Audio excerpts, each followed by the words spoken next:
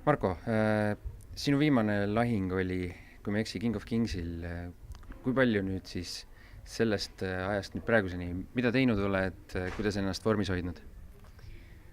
Pärast oma tiitlimatsi King of Kingsil siis ma mõnda aega puukasin, läksin Taisse treeninglaagrisse ja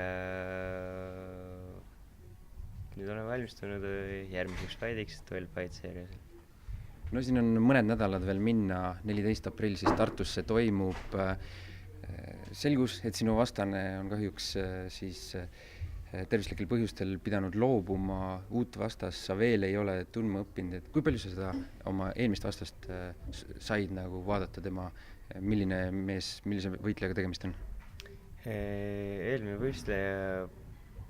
võitleja siis ma tegelikult olen temaga koos Tais trenni teinud, ja vaatasin ta matši üle, väga kiire liikumisega, tundus niisuguse kergelt boksi taustaga olevat, aga ei, mind üldse ei irvitanud.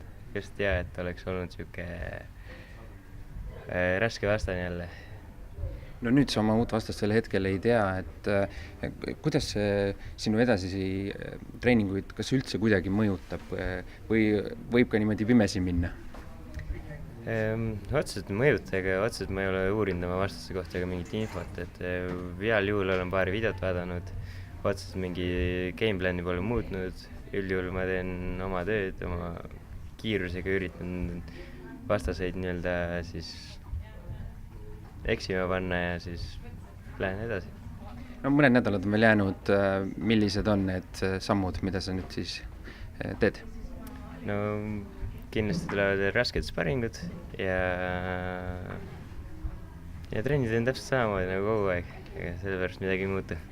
No 12 First Fight õhtu jooksul siis sellised paarislahingud, 4 mehe turniir. Kuidas sa sellise uue siis turniiri nii-öelda kokku võtaksid, et kas on midagi vaatajatele? Ja minu arust on üldse huvitav, et see toimub üldse Tartus, et muidu toimub kõik need üritused Tallinnas, et huvitav oleks just minnagi eemale nii-öelda oma kodukandist ja võistelda, aga Eestis jällegi, et huvitav ja Tartus ei ole minu arust ammu toimunud ka midagi niisugust, et saab huvitav olema. Kas tartlastel tasub kodudest välja tulla ja sammud A. Le Coqi spordihoonesse seada? Kui nad teevad seda, siis nad jäävad kindlasti rahule sellega.